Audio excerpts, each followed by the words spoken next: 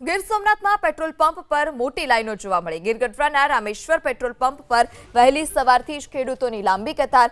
ખેતીના કામકાજ માટે ડીઝલ માટે ખેડૂતોએ લાંબી કતાર લગાવી। ખેડૂતો માટે ટ્રેક્ટર સહિત કૃષિ સાધનો ચલાવવામાં ખેડૂતોને મુશ્કેલી પડી રહી છે।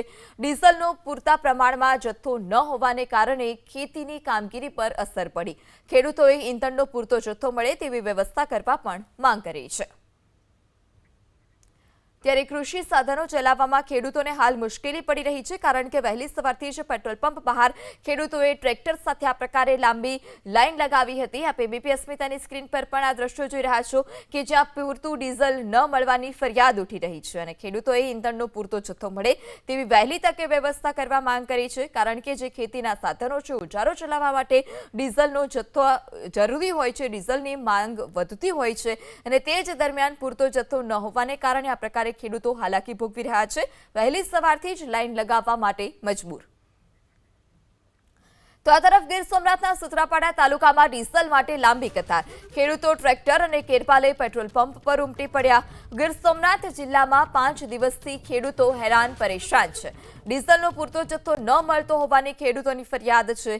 ખેતીના કામકાજ વચ્ચે ખેડૂતો હેરાન પરેશાન થઈ રહ્યા છે। ત્યારે સુત્રાપાડામાં પણ ડીઝલનો પૂરતો જથ્થો ન મળતી હોવાની ખેડૂતોની ફરિયાદ છે। ટ્રેક્ટર અને કેરબા સાથે પેટ્રોલ પંપ પર મોટી સંખ્યામાં ખેડૂતો પહોંચ્યા। છેલ્લા 5 દિવસથી ખેડૂતોને આ જ પ્રકારે હેરાનગતિ થઈ રહી છે।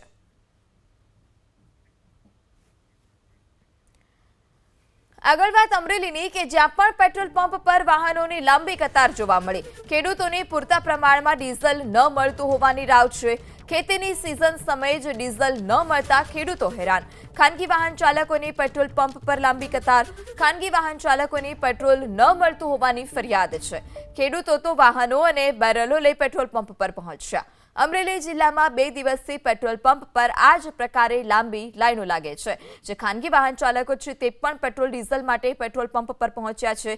તો જેટલા પણ ખેડૂતો છે કે જેઓ ટ્રેક્ટર અને કેરબા સાથે પેટ્રોલ પંપ પર પહોંચ્યા છે, છેલ્લા 2 દિવસથી આ જ પ્રકારની સ્થિતિ છે કે જ્યાં મોટી સંખ્યામાં લોકો પેટ્રોલ ડીઝલ માટે કતાર લગાવી રહ્યા છે, કેરબા લઈને ત્યાં પહોંચી રહ્યા છે અને ફરિયાદ ઉઠી રહી છે ગ્રાહકો તરફથી, લોકો તરફથી કે તેમને પૂરતા પ્રમાણમાં પેટ્રોલ અને ડીઝલ નથી મળતું।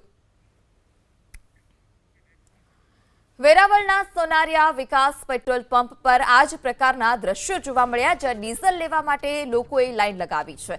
ખેડૂતો અને ટ્રેક્ટર ચાલકો સવારથી જ ડીઝલ માટે કતારમાં ઊભા છે। ડીઝલ ભરાવવા વહેલી સવારથી જ ખેડૂતો પહોંચ્યા। ખેતીની સિઝન સમયે પૂરતો જથ્થો ન મળતો હોવાની ફરિયાદ છે।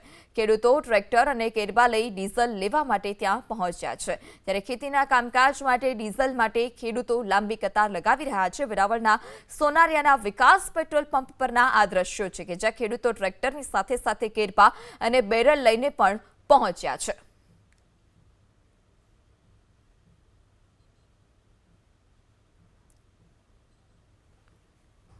તો ખેડૂતો આ જ પ્રકારે ઈંધણનો પૂરતો જથ્થો ન મળતો હોવાની ફરિયાદ કરી રહ્યા છે। ટ્રેક્ટર અને કેરબા સાથે ત્યાં પહોંચી રહ્યા છે।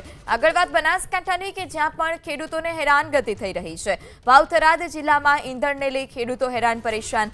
સપરેડા ભાખરી રોડ પરના પેટ્રોલ પંપ પર ડીઝલ માટે ખેડૂતોએ લાંબી કતાર લગાવી છે।